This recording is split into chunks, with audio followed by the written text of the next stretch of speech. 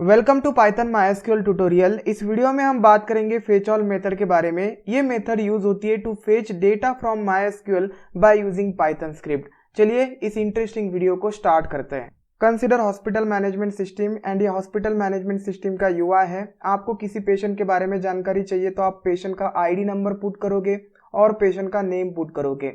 After putting the name और ID number आपको hit करना है सबमिट बटन पे। सबमिट बटन पे क्लिक करने के बाद पूरी इंफॉर्मेशन पॉपुलेट हो जाएगी ऑन यूआई। इंफॉर्मेशन में एज हो सकता है, एड्रेस हो सकता है, blood group, all medical information. अब यहाँ पे एक पाइथन स्क्रिप्ट रन करेगी। जब भी आप सबमिट बटन पे क्लिक करोगे तो रिक्वेस्ट आएगी पाइथन स्क्रिप्ट के पास एंड एक सिलेक्ट क्वेरी जनरेट होगी। सिलेक्ट क्वेरी डेटाबेस से डेटा फेच करेगी एंड देन पॉपुलेट करेगी ऑन यूआई। सो अब हम बात करेंगे how to fetch data by using select query in your Python script. Python में माइस्क्यूएल डेटाबेस से डेटा फेच करने के लिए तीन मेथड्स का यूज किया जाता है। First one is fetch all method, second one is fetch one method and third one is fetch many method. इस वीडियो में हम बात करेंगे फेच ऑल मेथड के बारे में। As the name suggest, fetch all method is used to fetch all data generated by select query. The syntax is simple, cursor object का use करना है, देन फेच ऑल करना है। It returns a list of tuples, so एक list ये return करेगा containing some tuples. Every tuple is a row. Code लिखने से पहले क्वेरीज के बारे में बात करते हैं। These are simple queries. Simple syntax, select column names from table name. अगर आपको एक और दो कॉलम सिलेक्ट करने तो आप यहाँ पे लिख सकते हैं बाय सेपरेटिंग कॉमा। अगर आपको पूरे कॉलम्स और पूरा डेटा सिलेक्ट करना है तो इस केस में आप लिखेंगे select all from table name. सबसे पहला स्टेप, पाइथन एंड माइस्क्यूएल के बीच में कनेक्शन बनाओ। I have created connection between Python and MySQL. Then cursor object create करना होगा।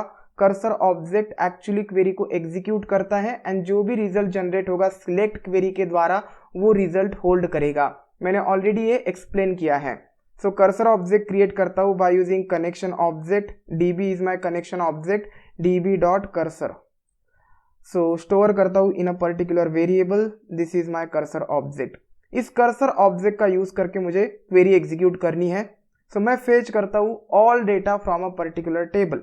आई will write here select all from what is the table name, tutorial. CodeYug database के अंदर tutorial table है जिसमें कुछ डेटा है। वो पूरा डेटा हमें फेच करना है एंड आउटपुट विंडो पे प्रिंट करना है। अब इस एसक्यूएल क्वेरी को मैं करता हूँ execute by using execute method, pass the SQL query. अब यहाँ पे कमिट वगैरह करने की जरूरत नहीं है क्योंकि आप डेटा में कोई चेंज नहीं कर रहे। यहाँ पे कोई अपडेट क्वेरी नहीं है, डिलीट क्वेरी नहीं है, ना ही इंसर्ट क्वेरी है। This is select query, just आप डेटा को फेच कर रहे हैं, डेटा में कोई चेंज नहीं हो रहा। ये क्वेरी एग्जीक्यूट होने के बाद जो भी रिजल्ट प्रोड्यूस होगा, जो भी डेटा फेच होगा, वो डेटा कर्सर होल्ड करेगा। दिस इज योर डेटाबेस जहां से आप डेटा को फेच करेंगे and this is your Python script जहां पे आपने कोड लिखा है। कर्सर ऑब्जेक्ट एक्चुअली में डेटा होल्ड करेगा जो भी फेच किया गया है इस क्वेरी के द्वारा। Let's consider this is your cursor object जहां पे सिलेक्टेड डेटा है। सिलेक्टेड डेटा मीन्स इस क्वेरी का डेटा। अब इस डेटा को हमें यूज करना है इनटू दिस स्क्रिप्ट। आप इस कर्सर ऑब्जेक्ट के ऊपर इटरेट भी कर सकते हैं, लेकिन the best way is by using fetch all method. उस कर्सर के through cursor dot fetch all आपको लिखना है।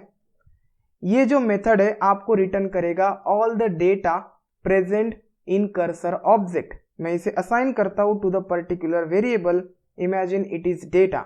अब इस डेटा के ऊपर मैं इटरेट करता हूं। इस डेटा में एक्चुअली में डेटा आया है जो कर्सर ने होल्ड करके रखा था। What I'll do, for every element in data I will print the element. So print element। अब मैं कर्सर ऑब्जेक्ट को करता हूँ क्लोज एंड कनेक्शन ऑब्जेक्ट को भी क्लोज कर देता हूँ। Save and run now. So you can see CodeYug database के अंदर ट्यूटोरियल टेबल है and this is the content of tutorial table. There are 2 rows. अब मैं रन करता हूँ स्क्रिप्ट को and here you can see connected and ये जो 2 रोज है फेच हो चुके हैं। आप इसे ठीक तरीके से और कोई मैसेज देकर भी प्रिंट करवा सकते हैं बाय यूजिंग यप स्ट्रिंग। ट्राई कीजिएगा।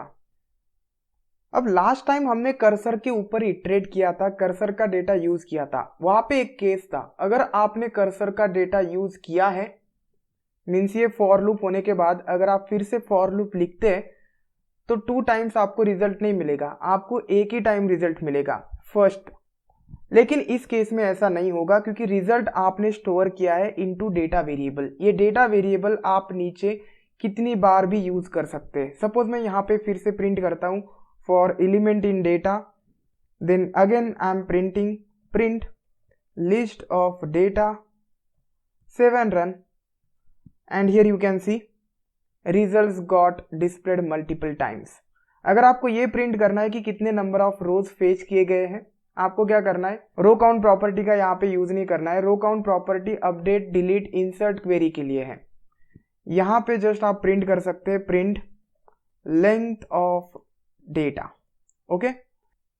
देन प्रिंट कीजिएगा एक मैसेज कि इतने नंबर ऑफ रोज फेच हुए हैं। I am writing F string,